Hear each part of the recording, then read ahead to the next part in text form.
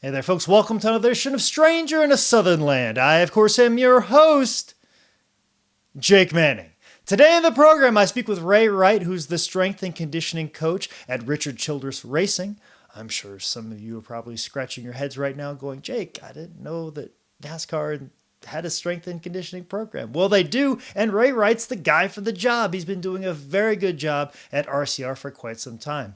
And like I just said, this is another one of the RCR interviews that Jackie lined me up with. So thank you again, Jackie, for lining this interview up with a wonderful individual in Ray Wright, a guy who's doing a fantastic job helping RCR get an edge every race day. Also, I talked a lot with Ray about his baseball career, as well as his charity, Pit Stops for Hope. And we talk a lot about how you can get involved with Pit Stops for Hope and, the cause that he's trying to help. So make sure you support him in that and everything that he does. So anyway, speaking of support and this podcast, if you want to support and be a sponsor, make sure you email me at jake@sslshow.com and subject advertising. I think that line might be copyrighted. I stole that from another podcast. But anyways, moving right along to the actual sponsor of this podcast, which is Tree Monstrous Comedy Wednesdays, which is hosted by former Stranger in a Southern Land guest, Nick Alexander. Nick Alexander is bringing nationally touring comedians to the Charlotte, North Carolina area every Wednesday at Tremont Music Hall until they close. That's right. Nick is putting on Tree Monsters Comedy Wednesday every Wednesday at Tremont Music Hall. So make sure you log on and figure out when the next show is going to be. There's not a lot of them left, so make sure you get on board and come out and support. Especially come out and support the one that I am on this Wednesday. That's right. I'll be performing at Tree Monsters Comedy Wednesday, December the 2nd. And I can't dilly-dally because I got to get in a car. As soon as I'm done performing my set, I got to head up to Jamestown, New York for Big Time Wrestling. Thursday, December the 3rd. And then as soon as that's done, December the 4th, a Friday, I'll be in Altoona, Pennsylvania. And then, of course, the Saturday after that, that'll be December 12th, I will be at Princeton, West Virginia for West Virginia Championship Wrestling. So I'm all over the place. And if you can catch up with me, good on you. But if you can't catch up with me in person or physically, you can do it on social media. And the way you can do that is you can follow me on Twitter at ManScoutManning or on Instagram at ManScoutManning. If you have a question about the podcast or you want to sponsor the podcast, make sure you email me at jake@sslshow.com. Or if you want to book me for an upcoming wrestling event, make sure you email me at manscoutmanning@yahoo.com. Anyways, let's jump into this wonderful conversation with Ray Wright here on Stranger in a Southern Land.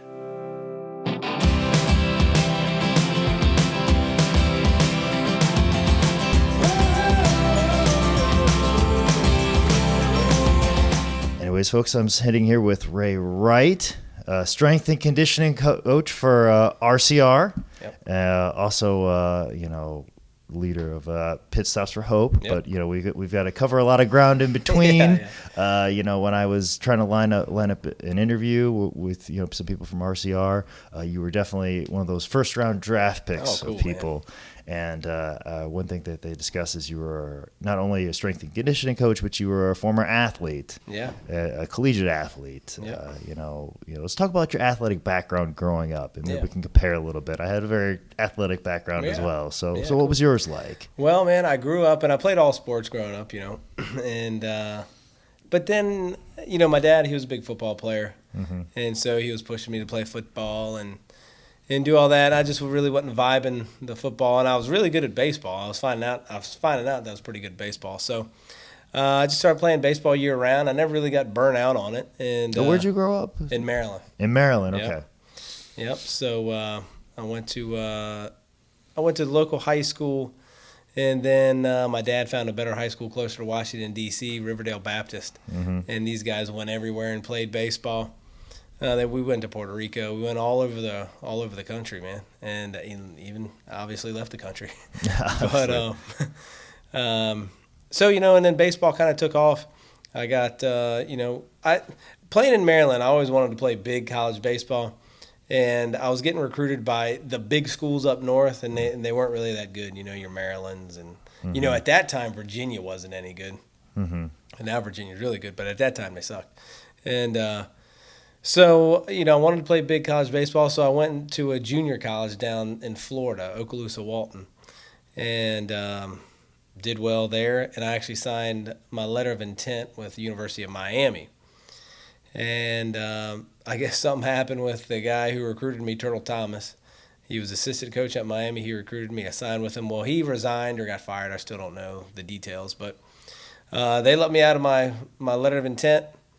And then he went to LSU, Louisiana State University, and he had, better scholarship. So I went over to play baseball at Louisiana State University. We won a championship in 2000, national championship in 2000. And Oh, wow. yeah, man. What was that like? That was really cool. Being a JUCO transfer, you don't, you understand, you're going to play big baseball, for Division I, but you never really put together like, hey, man, we got a good chance of going to Omaha. I guess, I don't know, I never really saw myself in that position. So we had a great year and playing for Skip Burtman. Skip Burtman is he's a college baseball legend, coach. And, dude, the whole Omaha thing was just, it was unbelievable. It was really cool. And the way we won, we weren't expected to do too much that game. We played Stanford. We beat Texas the first game. We beat some heavyweights, man. Our first game was against Texas. Our second game was against Southern Cal. And Mark Pryor was a starting pitcher. He used to be, a few years ago, man, he was #1 draft pick, big deal, and then he just fizzled out. I think he had arm problems or something. Didn't he play for the Cubs? Yeah, he did play for the Cubs. Yes, I remember that. Yeah, and just never really panned out. And then after we played USC, we played Florida State, and then we beat Stanford in a national championship game. So it was cool, man. It was a come from behind win, and it was, I don't know, man, can't even really explain it. But then after that, I suffered from lack of talent. I didn't get drafted. And, so it's kind of like TMJ. yeah. It's one of those diseases that come up. Yeah.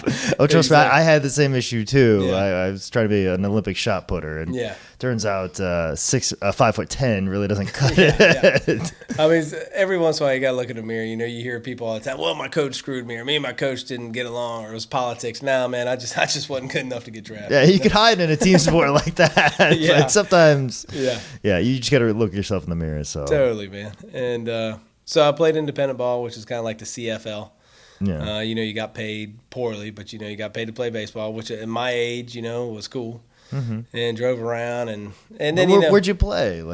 So I started in Baton Rouge. Actually, there was a team in Baton Rouge that I started playing for, and then I got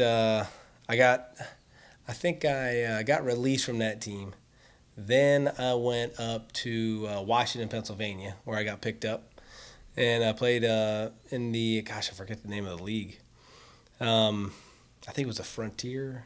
I don't know. There's so many leagues in baseball. Yeah. But that went good. And then, at that time, my brother passed away. Like right at that time, I was starting to get back. I was starting to get in the baseball flow of things. My brother passed away, so I went back home to Maryland. And then, man, when I came back, I left like right after the funeral. And it was just hoping that would get my mind back on it. I was just in a funk, man. I couldn't do it. So started doing, getting into some bad habits and got released from that team. And that was the end of that deal. Kind of cleaned everything back up and got a job and,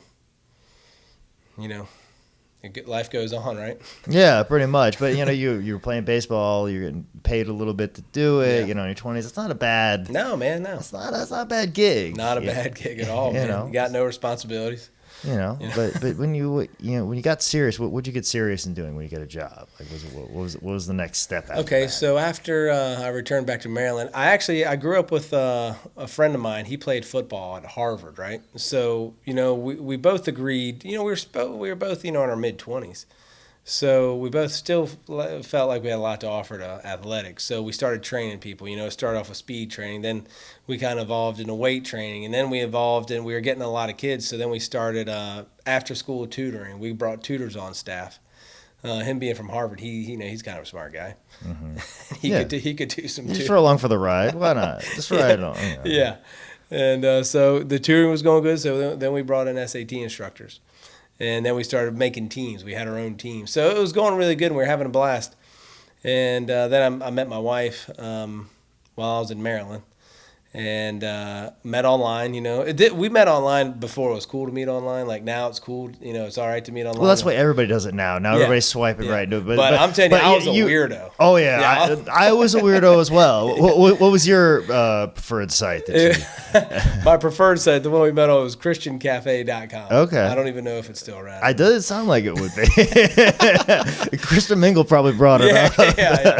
I should have said in that recommendation, but I didn't. Right? Yeah. Maybe kept it around a little bit longer. Oh yeah, but I remember those days that you were a complete weirdo if you did that. Weirdo. Now that's all the way people communicate. Yeah, dude. So we're just, hey man, we're innovators. We were before our time. Yeah, exactly. Now it's not so weird. Totally. For sure. But anyways, you found the woman you love. You're doing this training. It's like just separate. But other than just doing that gig, what were your goals and aspirations there? Gosh, at that time when I met my wife, man, I was in Maryland and I wanted to get out of Maryland. I just didn't like I just wasn't vibing Maryland. And so she was in North Carolina. I said, you know what, I kind of wanted to start over anyways, man. And, I think when I met her, I was ready to kind of do something different, have a family and do all that stuff. So I moved to North Carolina, and with my baseball background and my strength background, I got a job at Forsyth Country Day School. Mm-hmm. And so I started working at Forsyth Country Day School, and walking around in my classes was two dudes named Austin and Ty Dillon, right? Mm-hmm. And so they're really nice kids, man. And, they're always yes sir, no sir, very polite, well-behaved kids. Around me they were. I don't know what they yeah.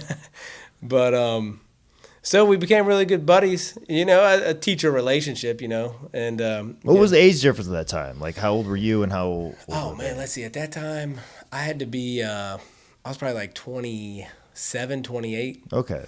And still young enough to relate, but totally. And definitely young enough not to be the old guy. Yeah, exactly. Yeah. And, my high school had a few of those people. Yeah. Yeah, like now I got gray hair. I didn't have any gray hair back then, Yeah, you could pass for a little bit younger. Yeah. So one day Austin was like, "Hey man, they're making a changeover at RCR. They're getting rid of their strength coach, and do you want to come over?" And I said, "Man, I'd love to talk about that." And then, then Mike Dillon gave me a call, and that was it, man. I went to a race at Martinsville and was hooked. Mm-hmm. And that's how I ended up at RCR. I came over here just training the pit crews. And the workouts were really tough. You had to kind of change the culture here. I remember the first day I walked into the weight room. It's not even the same weight room we have. It's changed. But I walked in, and, this was 2007 or 2008. And, I remember there was a dude, he was walking on a treadmill with his hands, up on the base of it, and Jerry Springer was on TV, and everybody was, sitting around watching Jerry Springer. So, and it was, it was time to... crack the whip. Yeah, crack the whip. Well, and this brings me to really when I had the opportunity to interview you, I was like, I have to interview this guy, because the idea of strength and conditioning in NASCAR, I don't think people really realize that. Yeah. I don't think they make that connection. And now that you said that you train the pit crew, I didn't even know the pit crew had to go through a rigorous strength and conditioning program. Yeah, man, dude, I didn't either. I mean, when I came over here, man, I didn't know how many people were on a pit crew. Yeah, because I was I'm old enough to remember NASCAR when it was the beer drinking sport. Yeah. The guy just hopped in the car. It's still a beer drinking sport. Yeah, well, I mean, most of them more for the fans, Dude. But it was a sense of, it's a Yingling beer drinking sport. Ah, okay. So you're far enough north to know the great pleasures of knowing what that is fresh off the tap. One of my favorites, but every time I'm in Pennsylvania and Upper Maryland area, that's for sure. And it's one of our sponsors, dude. So, of course. I mean, you got to do the lingo, right? Oh, yeah. Exactly. Slip it in. Slip in all the sponsors in the next 25 minutes. But no, I didn't, now that you even say the pit crew, it makes sense. Don't get me wrong. But when did people start getting smart to that hey, our pit crew needs to be in phenomenal shape? Yeah, I think if you hang around this sport, man, these guys are always looking for any kind of advantage, man. And it all comes down to track position, right? So I don't know who it was. I don't know who started it, but I want to say Mike Dillon was one of the people, because he built. I mean, we have the best weight room facility in NASCAR, man. So he built this thing 8 years ago. So he was keen to it. I want to say first, because I think we took the first step into this big time training, and now everybody else has really good programs. But I think, when you sit down and you look where you're losing track position, I think people are saying, hey, man, we're getting killed in the pits. So maybe we need to get some better guys, some faster guys, some more in shape guys. And just yelling at them to move faster really isn't working. Maybe we should do something about it. Yeah, exactly. Like just saying, move faster, guys.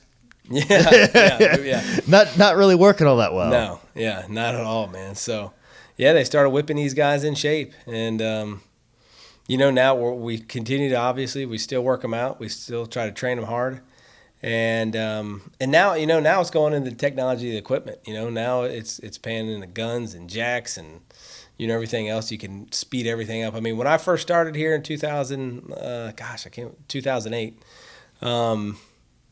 13-second stops were good. Man, you do a 13-second stop, that's pretty good. You do a 12.99, that's blazing fast. Well, if we go to the track this week in Kansas and do 12.99, we suck. I mean, that's terrible. We're doing low 11-second stops now. So, I mean, it's picked up by close to 2 seconds. Mm-hmm. And in the training, what are you trying to do? Like, you trying to get these guys explosive power? Like, what are you making these pit crew guys do? Yeah. See, there was never a book I studied in college or, an instructor that I had that taught me how to train pit crew guys. Mm-hmm. Because you don't even have any data. Like the guys who were pitting 20 years ago, they were doing 18, 19-second stops. Mm-hmm. So you can't, their bodies, didn't have to do the same thing. Yeah. So that's all useless data. So now we're still evolving. The pit stops are still evolving and getting faster. So all you got to do is go off of is you just got to think for yourself, right? Almost week by week basis. It's a week by week basis, man. We've got guys who are 20 years old who've been on pit road for a year. And we've got guys who are 38 years old who've been on pit road for 15 years. You can't put all those guys under the same umbrella. And you've got to, obviously in the weight room, it's an artificial form of training for these guys for what they do on Saturdays and Sundays. Mm-hmm. So my biggest goal has been able to try to find a mental connection between their training and actually doing pit stops. So if one guy feels good about himself, if it's just standing over in the corner, and he's got to make sure that on Wednesdays it's his biceps day, well then that's what we're going to do, because that's what he wants to do. That's going to make him feel good. It's going to make him strong, and that's going to translate into fast work for him. Mm-hmm. If you've got the other guy who's anti-bicep curl, who likes the more fast-paced workouts, then man, that's what he's going to do. If we've got a changer who's he's in his mid-30s, he's been doing it for 9 years, well, we got to find a way to keep him fast but not over-rep him. You can't beat him up. He can't do 500 Hindu squats and then not be able to move on Sunday. Yeah, exactly, man. And, dude, a lot of people don't realize, one, we're one of the only sports that compete on concrete, okay? And we outlast every other sports season, man. We start in February, and we roll all the way through November. I mean, baseball is a long season. We outlast baseball by months. Mm-hmm. And at the end of the season, right now during chase time, everybody's got to be pumped up. Everybody's got to be at their best and performing, their best pit stops of the year. So it's tricky, man. It's tricky for sure. And a lot of these guys, they got to take it upon themselves to, make sure they're putting the right things in their body, make sure they're eating right and drinking right, and it comes down to a paycheck, so how bad do they want it is, you got to, play the grown man card sometimes. Mm-hmm. Now, are you, like, as far as the pit crew guys, are you doing, like agility drills with these guys? Or are you getting them out there doing power cleans? What are your kind of thought process on what are you Man, everything you just said, power cleans and agility drills is what happened today in the weight room from different people. I mean, we had cleaning going on today. There was people back squatting today. There was people dumbbell pressing today. There was people box jumping today. And it's fascinating. Yeah, just everything that I know of a perception of a pit crew, I wouldn't expect a pit crew to be doing box jumps and power cleans on a Wednesday preparing for a Sunday. Yeah, it's like I said, man, it's so divided. And what I try to do is group these guys up, according to their goals. It's so funny, man. Like when you see some of these guys, what their middle school or high school gym coach told them, they still believe 100%, like, oh yeah, power cleans are bad for you, man. You don't want to do those. It's like, well, man, let's go through it, man. Let's learn the right way how to do them. And I promise you, if you do them right, there's no way you'll get hurt. Yeah. And, squatting. Well, you shouldn't go, your hips, you shouldn't go down too low, right? You don't want to go down. It's like, come on, man, So, hopefully you've earned their trust and, you can get across that you have a good idea of technique and safety. And that's what it is, man. And whatever these guys are comfortable with, like I said, because it's all going to play back mentally, man. If they're doing something that they don't feel comfortable with and, they're going to think of some injury from that. Then they're going to go out in a pit stop, and they're going to suck. Richard Childress has never come to me and said, "Hey, man, I want to know who your best power cleaners are," or "Hey, who's back squatting the most." He doesn't say that. He said, "Hey, man, what pit crew is doing the best? What pit crew sucks? What's the deal?" Mm-hmm. So he's not really concerned with the weightlifting team at RCR. Yeah. He's concerned with the pit crew. So that's what that's how I look at it. It's like, man, there's no procedure here that we can take straight hardcore down the line. It's going to be week to week, like you said, because when we come back from the track, there's going to be a bunch of injuries, the nagging injuries that we just got to work through and make sure, we've got good trainers on staff. So, it's a good deal. And they also have to be good mechanics and fast mechanics. Yeah. They have to be very proficient. So, trying to get that combination with somebody, it almost seems like you're just giving them more tools. Yeah. Does it almost feel like I'm just trying to make you the best human being you could possibly be out there? You're a good mechanic, but I want you to be the most athletic, mechanic you could be. Yeah, dude, totally, man. And I think a lot of people don't realize that too, man. It's like, these guys have shop jobs, that they've got to be good at. When damage occurs on pit road during a race and the car comes on pit road, man, you got to have a good pit crew that knows how to fix it and get it back out there as fast as possible. And so it's a full circle deal. Mm-hmm. We talk about pit crew, but now let's switch over to the conditioning that drivers. Mm-hmm. I'm probably a little more aware of this because I've seen drivers, do some training and stuff like that. I've seen some specials about that. That's become a little bit more to light. I'm very much surprised about pit crew, but there's been more of a discussion of NASCAR drivers being athletes. Yeah.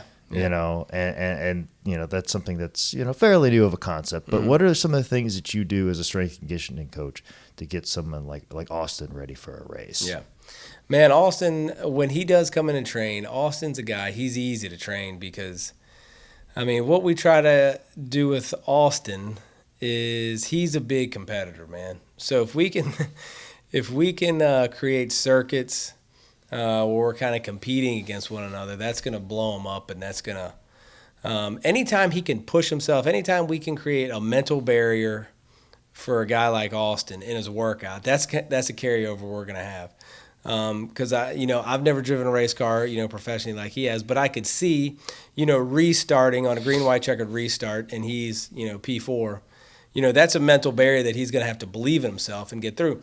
And so anytime we can set up these barriers in his workout, and he sees himself pushing himself and getting through them, then that's got to translate. It's got to translate to him in the cockpit of his race car. And man, he goes hard. It's one of those. We'll have a strength endurance circuit that will blow your mind and blow out your quads and blow out your lungs and that's what he likes to. How he likes to go. He doesn't like to really sit on a bench and hit out a couple reps and bull crap around and then do some more. He wants to get in the weight room and get going. And, each of those guys are different, But like I said, Austin, he's a good one to train, man, because he likes to go hard and likes to compete. And it's usually always a good time. Competitions always break out. Pull-up competitions. That element is definitely a necessity for Austin Dillon. Because it seems like it's a complete opposite of the pit crew training, where pit crews have to be very quick, very explosive. Yeah. Where you're mostly training someone like Austin for the long haul. Yeah. And that's and I probably should use more of an aerobic approach, but man, it's, I use more of an anaerobic approach with Austin. I had a buddy, he was training for a marathon, and he was testing these different kind of procedures, and I don't think he ever ran over 2 miles when he trained. But he would sprint, he would sprint a mile, okay, and then kind of hang out. All of his training was sprint training. So it was all, an anaerobic style form of training. And he didn't want it. It was just a test, man. That's what he did. And so, he didn't have any long distance days, didn't have any long long, slow runs or anything like that. He just anaerobically trained. And, man, he said he had one of his best times on his he finished a marathon, had a great time. Yeah. And so who knows, man? And I always remember that, and I believe the guy. And but, Austin, he's never really come to me and said, man, I'm just falling out of the seat, or, I'm just, tired, I'm getting my hands, So I don't know, man. He's never had a question with his endurance, for sure. And a lot of that's, man, a lot of it's in these guys' heads, I mean, he's such a competitor. He's a winner, and he believes in himself. And even if his body, the deal, man. Your mind's so much stronger than your body, and I think that's where that goes with him. Yeah, it almost seems like you're working out his mind in a sense, Exactly. And the athletic, stuff that you do with him and the training you do with him is just to place him to that situation where most people's minds give out and push further. It almost seems like that's really what you're working out. Yeah. The physical stuff that he's doing is a setup for that. Yeah, totally, man. We always use a saying, I got it from Mark Twight at Jim Jones, but the mind is primary, and that's the primary muscle we want to work out is the mind. And if we can do that, if you can tell yourself, man, this workout really sucks, but then you get through it, well, that's a win. It's a win for us. Okay. And is it a fairly constant training schedule? What how many times are these guys hitting the gym? All right, so the schedule's changed up this year, man. This year, all your Cup teams are pitting on the Xfinity races too. So we're working on Saturday and Sunday at the racetrack. So we work Saturday and Sunday at the racetrack, and we come back to the shop and we work Monday, Tuesday, Wednesday, and we have off Thursday, Friday. So, once you get rolling in kind of the grind of the season. Mondays are a real difficult day to get any work in because you're tired from the weekend. You didn't eat good on the road. Your diet sucked, and you're probably dehydrated. So Monday's like a big time recovery day for us. It's not a day where we just kind of lay around and just talk about crap. I try to get the guys moving, whether that be just getting on a piece of cardio equipment. Or some of these guys are ready to go because they understand, man. Monday is kind of it's a pivotal day for us. If you drag butt on Monday, then your rest of the week's gonna suck. But if you go in there and kind of kill it, as much as you don't want to on Monday, then you're setting yourself up. You're getting yourself back to life, So that's the schedule we run. Tuesday and Wednesdays, are good training days for us, and then hopefully these guys do something Thursday and Friday. Some do, some don't. But like I said, it's all part of being the grown man and just making sure you're ready for the racetrack. Yeah, just do 20 minutes of cardio, just loosen up the muscles, especially after a trip, because that's the type of schedule that I do as a pro wrestler. Is that I definitely agree with that in the sense that I'll have a show Saturday night. I always like to get my heavy and hard workout in Sunday morning. Let's get it out of the way. Let's get it done, so that way I'm doing probably the longer cardio session I would on a Monday. So I've already done my heaviest weightlifting and my hardest cardio day, and I'm done by Monday. By Monday. So yeah, man. Get through that. So yeah, it's practically the same thing, man. But your season is continual, and I feel that there's no, you got to just keep going. You know what I'm saying? Like I said, when I do pro wrestling, that's the hardest thing I try to explain to people is there's no off season for that. Yeah. And you get in the zone of just mind numbing, and you almost at least for me, I don't know if it is with your guys. Maybe you can explain it for me. It's you almost get that sense you almost want to break. Yeah. Especially some of these guys that probably backgrounds, you're fairly good mechanics. Okay, we're going to make you an over the wall pit guy. Now you start coming in for workouts. Have you seen guys just kind of almost lose it and you have to bring them back in? Hey man, just Yeah. Oh, totally, man. I think we're all there. I mean, one of the things about pit crews are, and I'm going to try to say this as nice as I can. I mean, we're always usually pit crews. We're kind of like the first line of problem, and there's so many things that can go wrong during a pit stop, from how the driver gets into the stall, if we had to come around a car into our pit stall, if there was damage and the right rear quarter panel's knocked in, and you can't get the tire on. I mean, there's so many things that go wrong. And if we can't figure them out, if we can't get it done every time, the chances of us getting, the chances of us being the problem is very high. And that really weighs on a lot of people, man, because we all love what we do. We love pitting a race car. We want to be good at what we do. We want to do it for a long time. And so there's just things that we can't always control, man. If people knew every single thing that went into a pit stop, you would be shocked that there aren't as many catastrophes on pit road as there are. I mean, everything's got to line up to have a decent pit stop. And a decent pit stop now, 4-tire stop, like I said, man, if you're doing, I mean, we lost spots a couple weeks ago and we did 1190. That's kind of a fast pit stop. But nowadays, man, like next year, that's going to be a slow pit stop. So we're all under a lot of pressure of competition. And so that's where people begin to like start freaking out a little bit. You know, like, man, this sucks. You know, I'll find something else to do. And it's just, you know, man, but, you know, we get through it. And, you know, you're going to go back to the racetrack the next week, and hopefully it'll be a different scenario. Mm-hmm. But you talk about these pit stop changing and evolving. Like how fast do you see this process going? Like what do you think we could get up to? Because obviously, yeah, human beings can only do so many standing flips. Yeah. But like, what is the limit you think as far as like pit stops? Man, I think the pit stops will get in a 9-second range. You know, I don't know how they get it. I mean, here's the thing, man, is these guns are getting so faster. You know, the guns that the guys are changing tires with, that I mean, you still got to put fuel in the car, man. Yeah. You know, gravity can only work so fast. I mean, so they're gonna keep ramping these pit stops up as fast as they can go. But I mean, it's a wash. It's gonna be a wash at some point because you still got to wait on fuel, man. And like you said, I mean, I don't know how you can find a way to you know, flow faster fuel, but eventually, man, it's just going to be time where everybody's standing in the pit box and waiting for the crew chief to say, okay, go, you know. I mean, these guys out back now in our practice area, you know, they're doing 9-second pit stops, and it's crazy, man.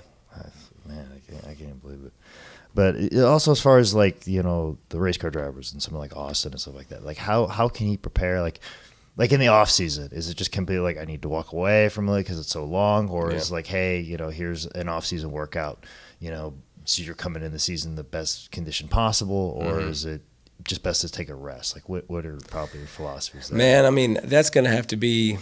I don't ever think it's like good to just for these, especially for a young guy like Austin, unless he's had like a traumatic year, and he kind of has a traumatic year, man. He was in that terrible wreck in Daytona, where we all thought was not going to be good by the grace of God. I mean, that kid got out there and walked away. But I mean, even that week, man, after that terrible wreck, he was back in the weight room working out, and his back and his was sore. But Austin, especially Austin and Ty are the two kids the two drivers, I still call them kids, the two drivers that I probably work the most with. And those guys are, man, like I said, they're just different, you know. They don't look at it like that. They don't look at it like, well, man, I probably need to take a step back. They go all the time, man. They're racers, 365 days a year. And so yeah, I mean, after Homestead, man, I wouldn't be surprised if they're in there wanting to work out and do all that. But and I'm sure, you know, they got their own type of relaxation and vacation. And of course, I don't know what Jimmy Johnson does. I don't know what old Rowdy Bush does, but I know the Dillon boys, man, they're ready to get back at it. And, you know, they've been racing their whole life, so they're probably freaking ready for Daytona. I don't know, man. After Homestead, the last word I want to hear is Daytona. Yeah, absolutely.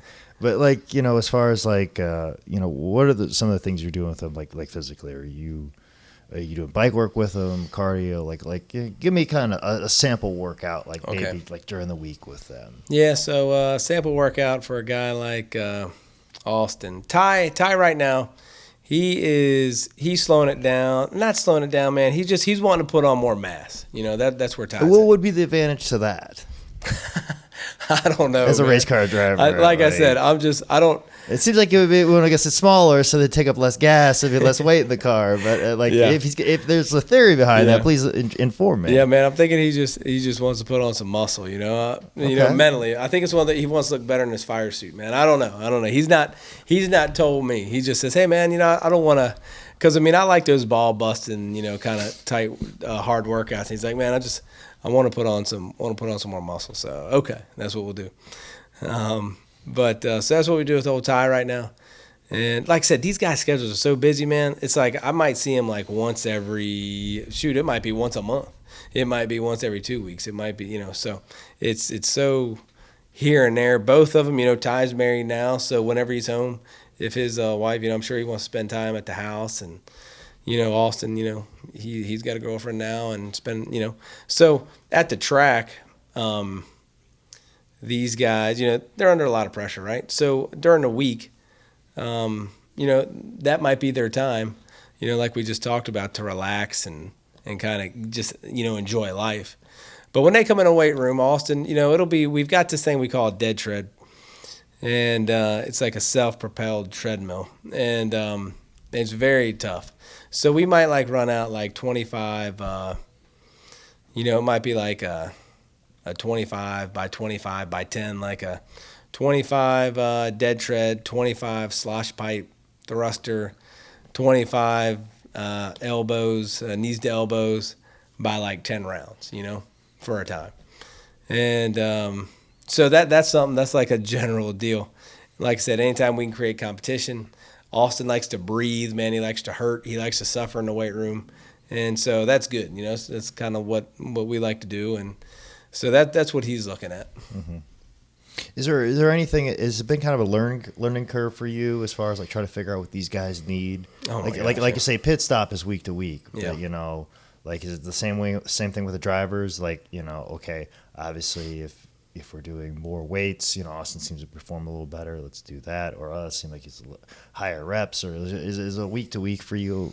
Yeah, man. Not with a guy like Austin, man. He wants to. Every time he comes in the weight room, I know he wants to stand on the gas pedal. He wants to go hard all the time, and that keeps it easy. I mean, there's been a couple times where, I feel like I know him so well. Like when he just wants to like do some barbell press or do some bench press, and I'm like, man, I think you're just getting lazy. And I'll be like, all right, well then let's go hard. Just so, yeah. So he like I said, he likes to go hard and keep a high pace in the weight room. And but yeah, I mean, if like I said, the schedule is so important for these guys. You can't even like I said, sometimes it's rare that he can make it in. Like he's been in, I don't know where he's been this week, man, in Vegas or something. But he's got so many appearances, so many sponsor deals that he's got to be at. It's hard to get on any kind of routine rhythm. Yeah. Yeah. So that's what I'm saying. When he comes in, man, he doesn't think he's in as good a shape as he wants to be. He wants to be in the best shape, and if he misses 2 weeks, and he hates himself for it. So we just go hard and we try to get it back as fast as possible. You just want to keep him fresh and keep him sharp. Yeah. Just make sure that he feels good physically. Yeah.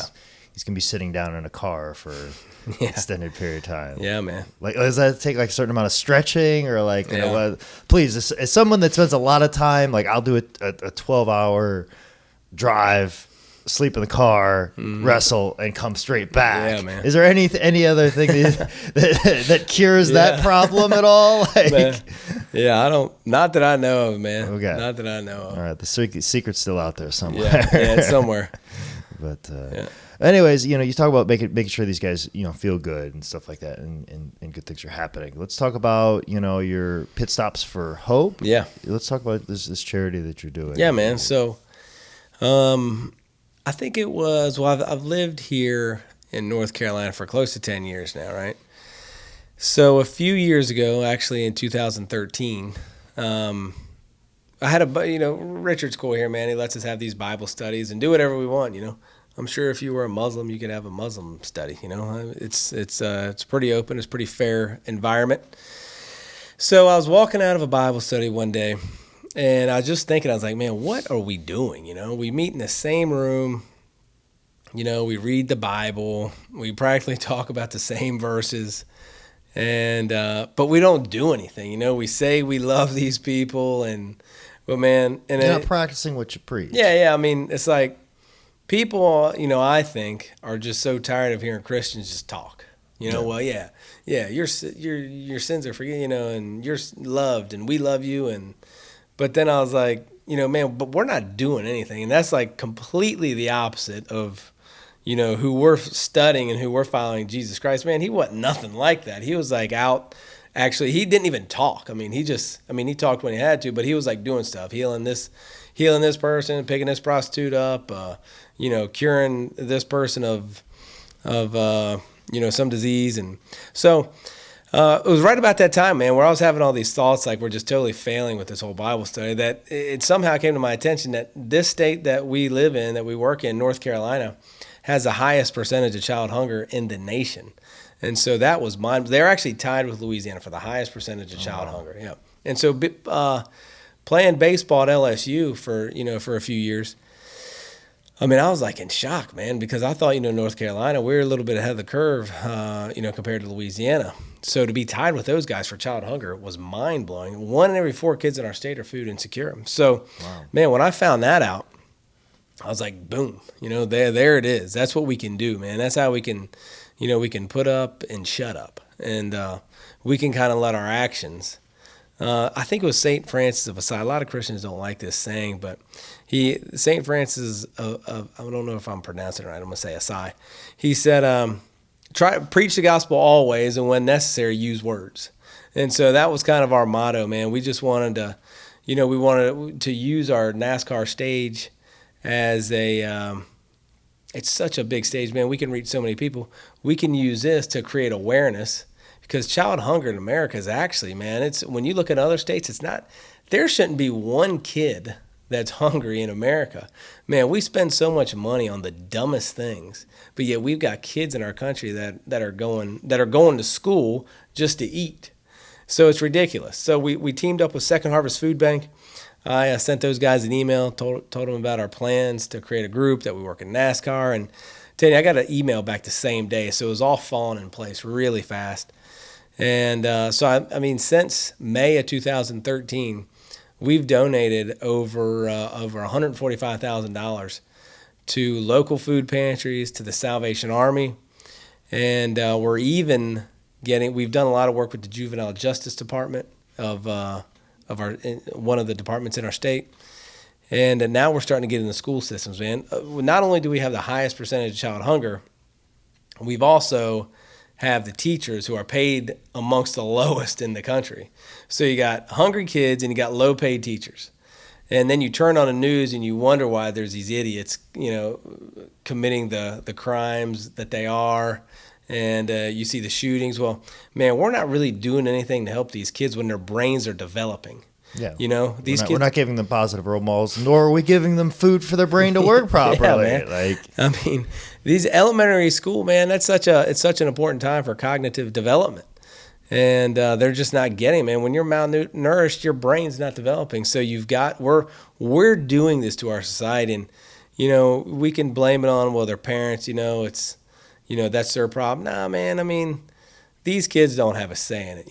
These kids, they didn't deserve to be hungry. I mean, in the 18 counties that Second Harvest Food Bank works with, there's over 354,000 kids who are going to school to get free or reduced price lunching. That's one meal a day. And when you talk to a lot of these teachers like we're talking to, man, they are stuffing. Like if they've got a 3-day weekend, they got like a Labor Day off on Monday, they are stuffing their backpacks full of food, man, granola bars, anything they can find in their classrooms, because they know they're not going to eat on Monday. It is absolutely ridiculous. So, man, we go out there, we work pretty hard to get these kids, to get these food pantries, the money they need. We're also, like I said, we're working with teachers now too, because these teachers aren't getting paid anything for what they do, and the the impact that they make on these kids in their future. They're not even getting paid close to what they deserve. So we're starting to help these teachers out, man. We got something on our website that teachers can go online and fill out a request form for financial help, man. So we've been sending some money out. We can't send as much out as we'd like to, but if to create the kind of learning environment that they need, we want to pay for that. We don't want them to pay out of their own pocket. I got a request from an art teacher. She wanted, I think, $500 and some bucks. And she said, I really want this because my yearly budget for the classroom is $150. I mean, you can't go to the grocery store and do a quick shop. I mean, for my family, I got a big family, but I mean, $150 does not go a long way at all. I mean, that's about what I just spend on food alone with high protein diet, and then taking also for my girlfriend, $100 is gone. Yeah, dude. Yeah, so. It's gone, and she gets that for a whole year. It's embarrassing, man. It's a joke, and we're holding these teachers to such high expectations, but we're not paying them anything. They don't have a good bonus program, in this budget that was just announced. And you're losing good minds to the private sector. Totally, man. Not only that, but the teachers, because they're smart, they're leaving North Carolina. Mm-hmm. I mean, North Carolina, I think I just read an article, is such a high recruiting ground for other states who are seeking teachers, because they know North Carolina is totally behind the eight ball with teacher pay, teacher benefits, teacher bonuses. So they're recruiting all out of our backyard, and we're losing our teachers because of, it's got to be politics. Yeah. And then, in a few years, we're going to see the negative effects of that. Yeah. Yeah. Unfortunately, man, we are doomed. Yeah, I mean, I don't want to say we're doomed, but it's not looking good. You got to turn that ship around pretty soon. I mean, trust me, communication and education are always the things I preach. And that's because my mother was a teacher as well. So, just know how that is. But anyways, what's the website that people can get online so they can, for this cause? Yeah, man. So they go to pitstopsforhope.org. That's FOR, pitstopsforhope.org. We're on Facebook at Pit Stops for Hope, and Twitter and Instagram at Pitstops for Hope. We try to keep it up. We've got, like I said, we got our teacher request forms. They're up and ready to go. We're trying to get, we've got some really cool teachers that we got a teacher, our first teacher summit that's going to be held at RCR November 10th. We're going to have Senator Terry Van Dyne. She's going to come and speak to the teachers. Senator Van Dyne has been so crucial for standing up for teachers.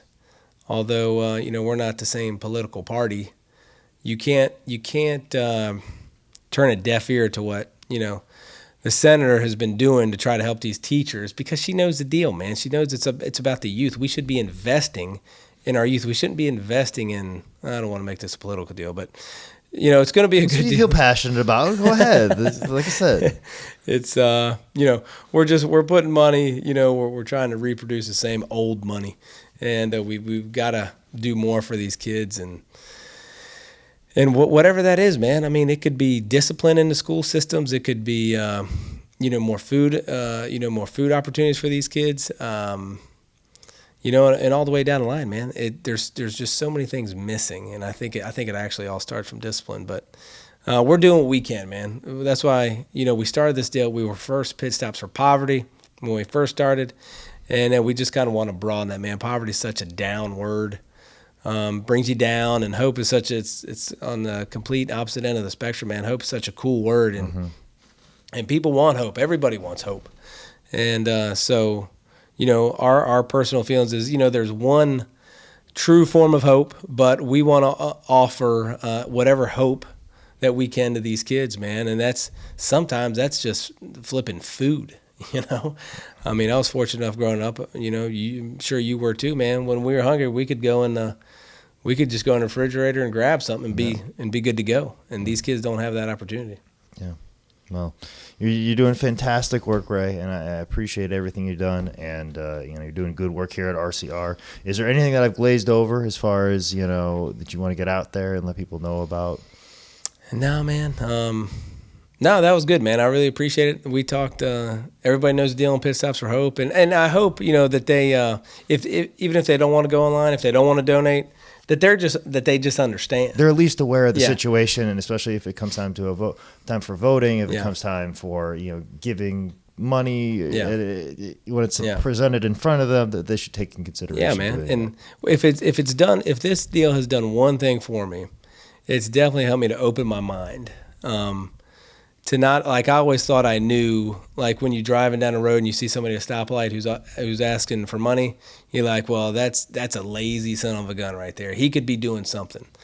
And that might be the case, but it could also be the case that, man, he didn't have a support system like I did. He didn't, in college, I made so many mistakes from college to out of college that my parents had to bail me out of. My parents were not rich, but I had people that loved me who would say, yeah, you can come stay at our house. Yeah, I always say that we're always one step away from being that. Yeah, dude. As I keep reminding my girlfriend when she wants to buy something expensive. Yeah. Because you never know when that one thing's going to happen. Yeah, you don't changes know, your man. entire path in life. Man, totally. And, those people, we could all, like you said, man, that's well said. We could all be in that situation. So hopefully, hearing about pit stops, man, just people need to keep it. We need to help people, man.